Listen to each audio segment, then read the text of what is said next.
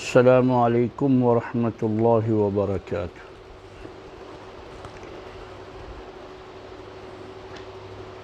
اعوذ باللہ من الشیطان الرجیم، بسم اللہ الرحمن الرحیم۔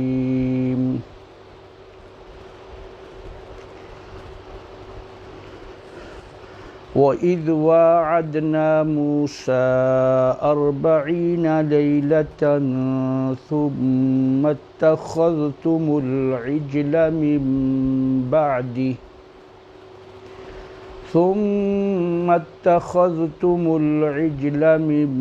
بَعْدِهِ وَأَنْتُمْ ظَالِمُونَ،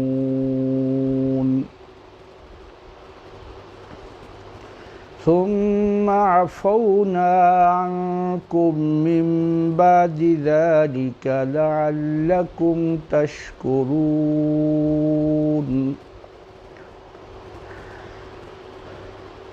وَإِذْ آتَيْنَا مُوسَى الْكِتَابَ وَالْفُرْقَانَ لَعَلَّكُمْ تَهْتَدُونَ۔ وَإِذْ قَالَ مُوسَى لِقَوْمِهِ يَا قَوْمِ إِنَّكُمْ ظَلَمْتُمْ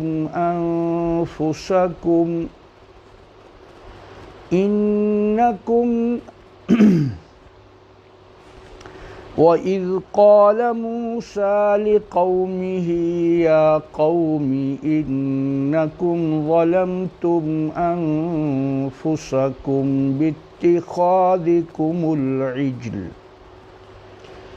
باتخاذكم العجل فتوبوا إلى بارئكم فاقتلوا أنفسكم ذلكم خير لكم عند بارئكم فتاب عليكم إنه هو التواب الرحیم۔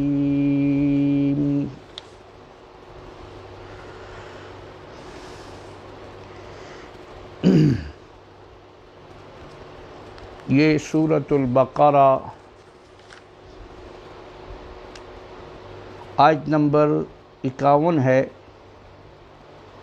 جس سے آج کا ہمارا یہ درس شروع ہو رہا ہے۔ پچھلا سلسلہ کلام چونکہ بنی اسرائیل سے اللہ رب العزت کا خطاب ہے اور ان کو ان کے آباء و اجداد پر کیے ہوئے وہ احسانات اور وہ انعامات جو ان کے آباء و اجداد کو پر کیے تھے، اور یہ لوگ جو موجودہ تھے کہ نزول قرآن کے وقت چونکہ یہ بھول رہے تھے ان سب کو، تو یہاں ان کو تفصیل سے وہ ایک ایک بات یاد کرائی جا رہی ہے۔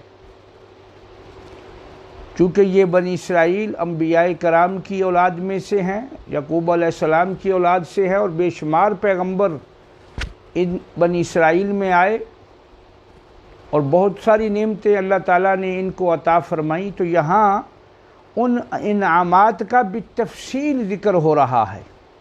جیسے پچھلی آیات میں ذکر ہوا کہ ہم نے، اللہ فرماتے ہیں، تم کو فرعون کے ظلم و استبداد سے نجات دلائی، جو تمہارے بیٹوں کو ذبح کرتا اور بیٹیوں کو چھوڑ دیتا، اور اس میں تمہارے لیے ایک بہت بڑی آزمائش تھی، اور پھر ہم نے جب تمہیں نجات دی تو ہم نے کیسے دی کہ سمندر کو تمہارے لیے پھاڑ دیا، اس میں 12 رستے بنا دیے، تم کو پار لگا دیا اور فرعونیوں کو اسی سمندر میں غرق کر دیا۔ تو کتنا بڑا یہ انعام ہے تم پر اے بنی اسرائیل کے لوگوں اللہ تعالیٰ کا۔ تو چاہیے تو یہ تھا کہ تم ان احسانات کو یاد رکھتے، اور ان احسانات کو یاد رکھتے ہوئے بدلے میں دین اسلام کو قبول کر لیتے، اور اللہ کی کتاب قرآن کو قبول کر لیتے اور اسلام میں داخل ہو جاتے۔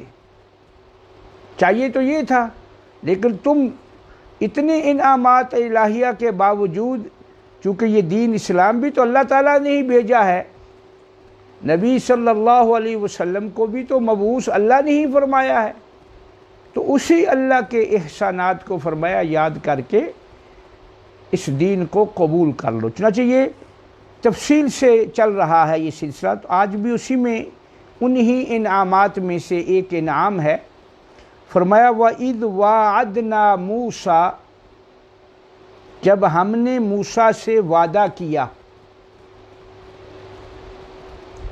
40 لیلۃً 40 راتوں کا،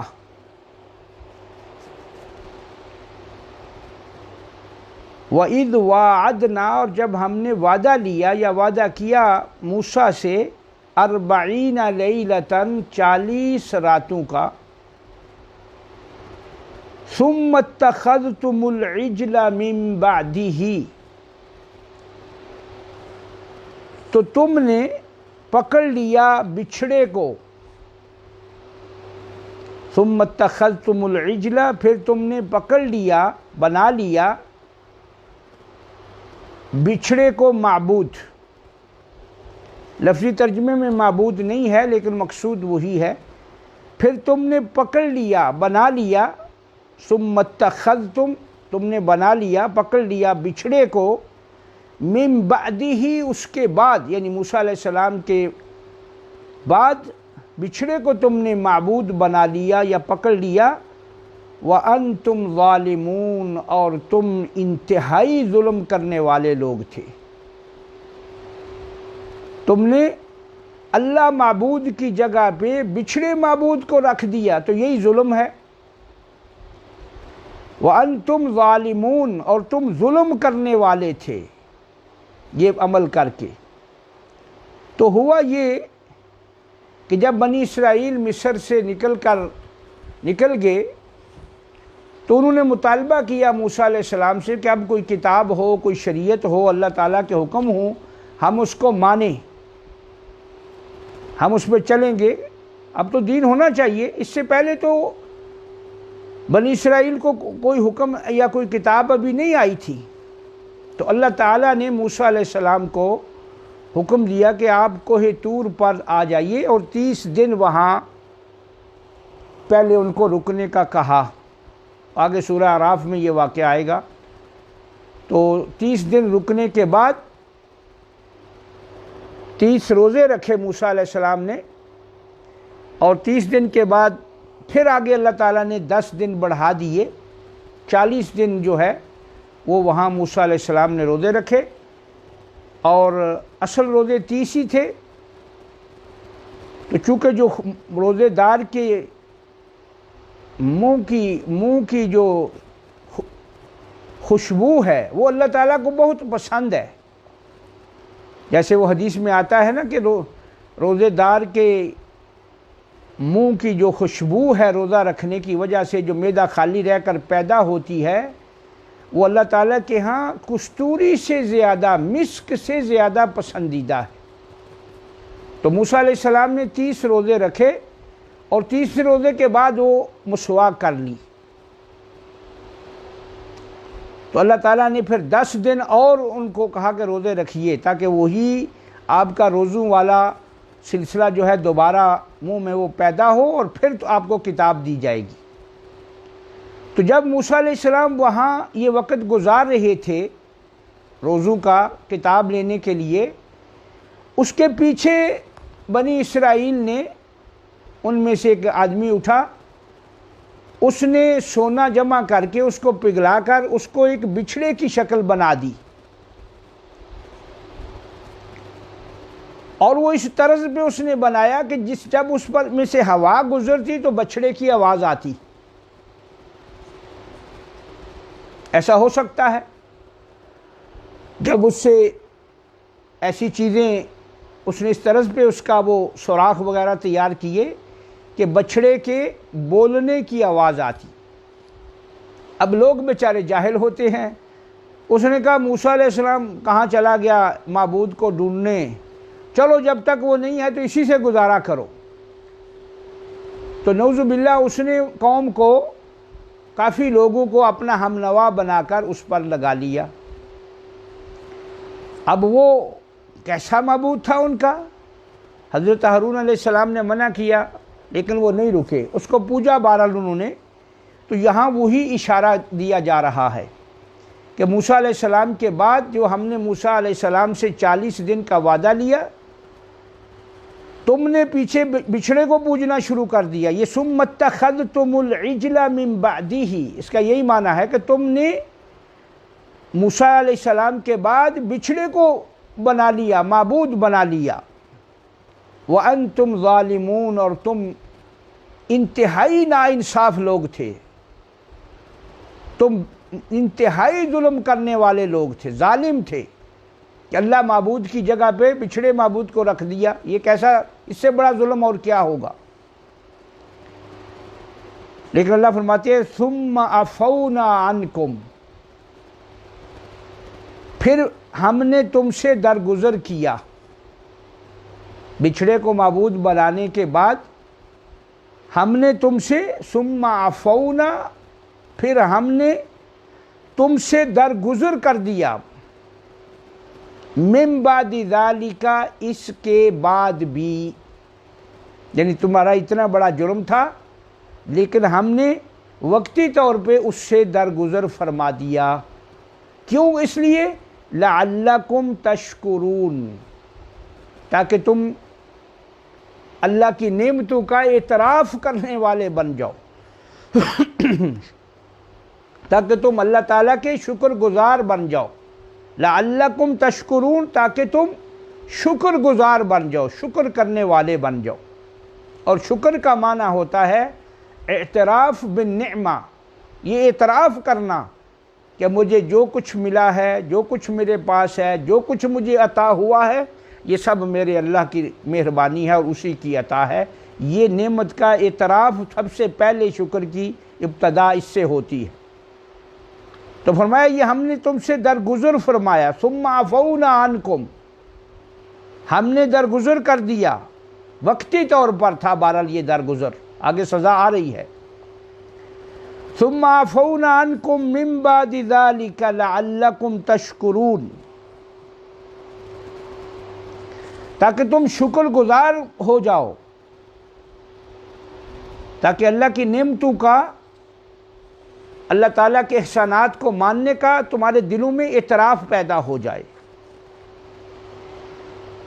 پھر اس کے بعد وَإِذْ آتَيْنَا مُوسَى الْكِتَابَ وَالْفُرْقَانَ، اور یاد کرو فرمایا وہ وقت بھی جب ہم نے موسیٰ علیہ السلام کو، آتینا دی ہم نے، موسیٰ الکتاب، موسیٰ کو کتاب، موسیٰ علیہ السلام کو تورات یک بارگی ملی، ایک ہی بار اللہ تعالیٰ نے عطا فرما دی۔ والفرقان، اور وہ کتاب ہی نہیں تھی، وہ حق اور باطل میں فرق کرنے والی بھی تھی، فیصل چیز تھی۔ فرقان کہتے ہیں جو حق اور باطل کو واضح کر دے، ایک الگ الگ کر دے کہ یہ غلط ہے، یہ صحیح ہے، یہ حق ہے، یہ باطل ہے۔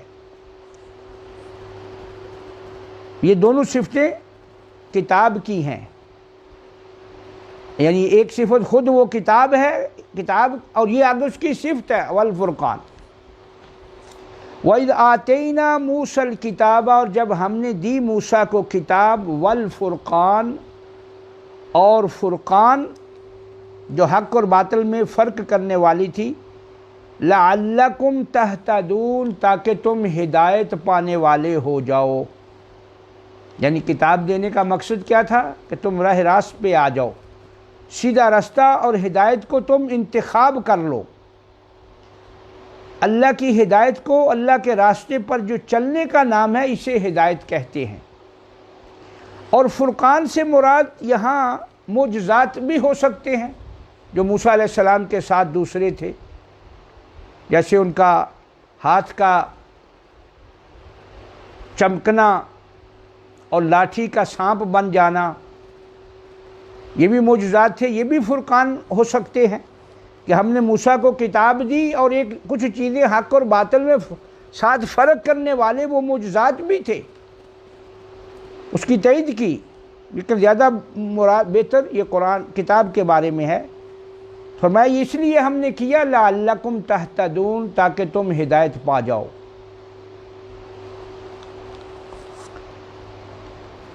اب کتاب لے کر موسیٰ علیہ السلام جب واپس لوٹے تو دیکھا کہ قوم کے کچھ لوگ بچھڑیا پوج رہے ہیں۔ مصر میں چونکہ بچھڑے گاؤں کی پوجا ہوتی تھی، کچھ لوگ جو دوسرے تھے وہ کرتے تھے، وہیں سے یہ لوگ متاثر ہوئے تھے، تو بچھڑے کی شکل بنا کر یہ اس کے گرد کوئی اس سے مانگ رہا ہے، کوئی طواف کر رہا ہے، جیسے ان کی جو عبادات تھیں، جو ان کی۔ تو موسیٰ علیہ السلام نے جب ان کو دیکھا تو اللہ تعالیٰ نے پھر آگے وہی بات ذکر کی ہے جو موسیٰ علیہ السلام نے کہی۔ وَإِذْ قَالَ مُوسَىٰ لِقَوْمِهِ، اور جب کہا موسیٰ نے لِقَوْمِهِ، اپنی قوم سے، وہ جنہوں نے بچھڑا پوجا تھا، کیا کہا؟ اِنَّكُمْ ظَلَمْتُمْ أَنفُسَكُمْ، یا قوم، اے میری قوم، اِنَّكُمْ، تم نے، یقیناً تم نے، ظلمتم، بہت بڑا ظلم کیا ہے، انفسکم، اپنی جانوں پر، تم نے اپنی جانوں پر بہت بڑا ظلم کیا ہے، یا تم نے اپنی جانوں پر ظلم کیا ہے، باتخاذکم العجل، بچھڑے کو پکڑ کر، یعنی معبود بنا کر۔ یہ جو ہے یہ بہت بڑا ظلم ہے، کیونکہ شرک تھا نا یہ، اور شرک بڑا ظلم ہوتا ہے، ان الشرک لظلم عظیم۔ تو فرمایا، اور جب کہا موسیٰ نے اے میری قوم، اپنی قوم سے، اے میری قوم، تم نے ظلم کیا اپنی جانوں پر، بچھڑے کو پکڑ کر، بچھڑے کو بنا کر، یعنی اپنا معبود، فَتُوبُوا إِلَىٰ بَارِئِكُمْ، پس توبہ کرو اپنے پیدا کرنے والے کی طرف۔ بارئکم اے خالقکم، یعنی اللہ تعالیٰ جو پیدا کرنے والا ہے، جیسے ہم اردو میں بھی کہتے ہیں باری تعالی، باری تعالی، باری تعالی، تو اللہ تعالیٰ کے لیے یہ پیدا کرنے والا۔ فرمایا فتوبو، پس توبہ کرو، الی بارئکم، اپنے پیدا کرنے والے کی طرف۔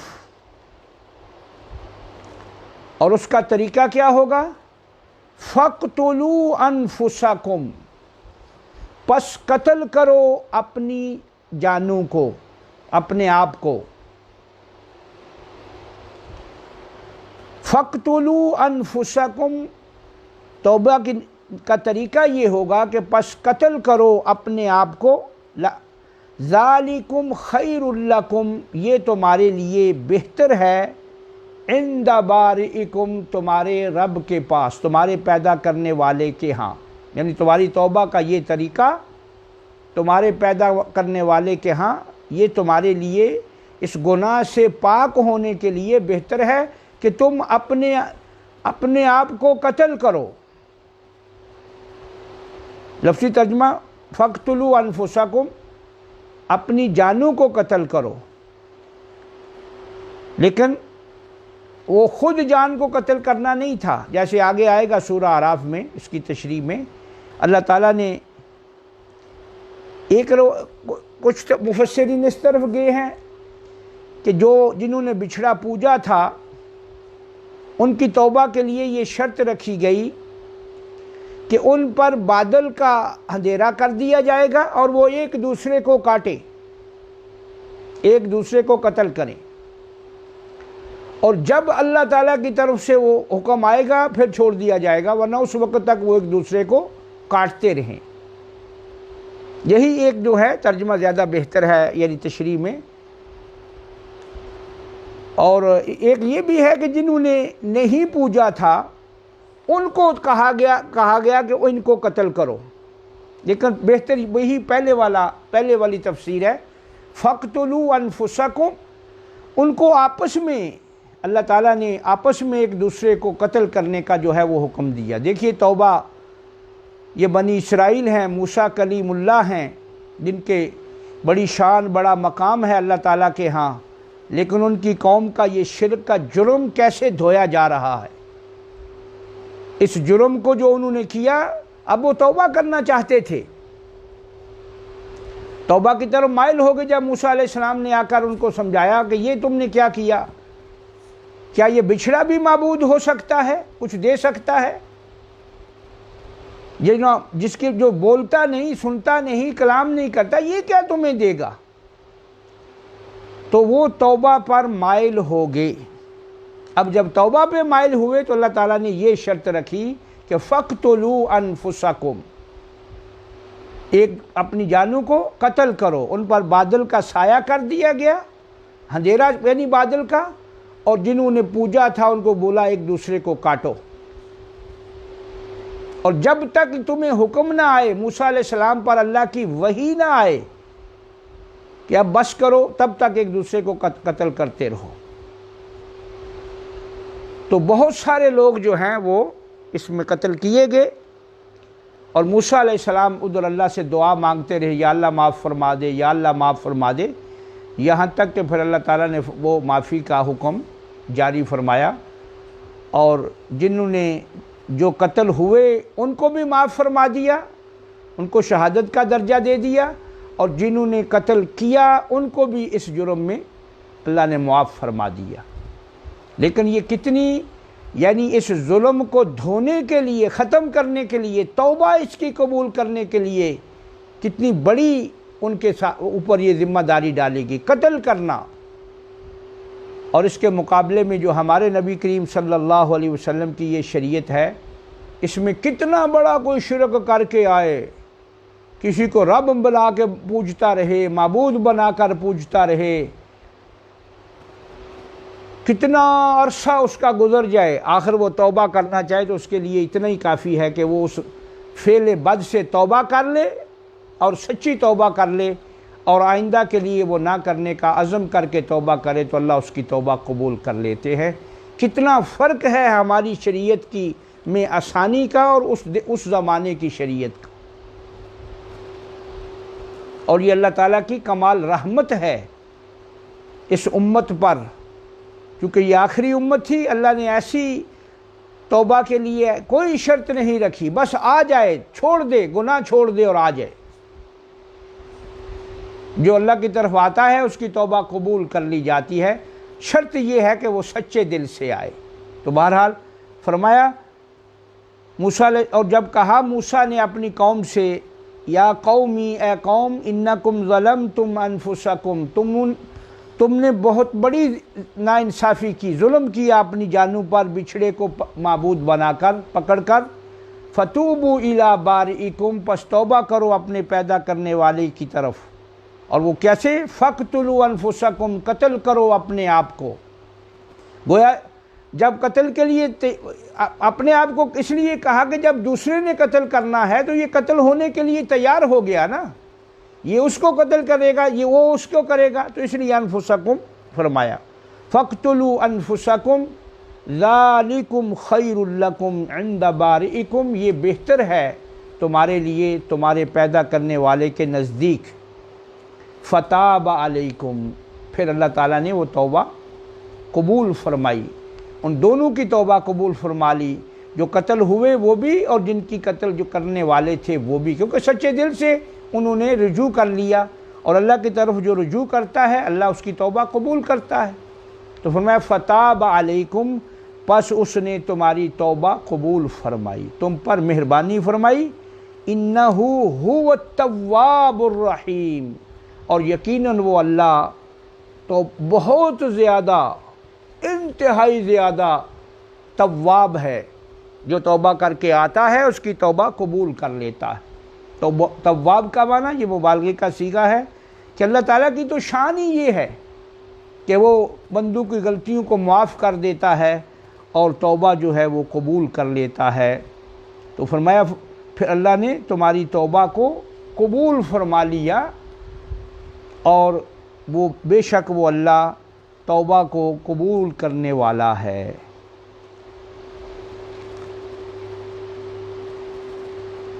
اسی پر اکتفا کرتے ہیں۔ اللہ تعالی ہم سب کو قرآن کریم سمجھنے کی اور اس پر عمل کرنے کی توفیق عطا فرمائے۔ یہ جو آیات چل رہی ہیں ان سب میں ویسے تو بڑی تفسیر طلب باتیں ہیں، لیکن چونکہ یہ واقعہ قرآن کریم میں بہت جگہ پر کہیں مفصل اور کہیں تفصیل سے واقعہ آیا ہے اور کہیں اختصار کے ساتھ آیا ہے، تو آگے چل کر یہ بہت جگہ پہ چونکہ واقعہ آئے گا، اس لیے میں یہاں مختصر سا جو بات ہے کر کے آگے بڑھتا جا رہا ہوں تاکہ احباب کو کم سے کم ترجمے سے آگاہی ہو سکے، اور جو اس میں اشارہ ہوتا ہے اس کو ہم تھوڑا کھول دیتے ہیں تاکہ بات جو ہے وہ سمجھ آ سکے۔ اللہ تعالی ہم سب کو قرآن سمجھنے کی اور عمل کرنے کی توفیق عطا فرمائے۔ وآخر دعوانا ان الحمد للہ رب العالمین۔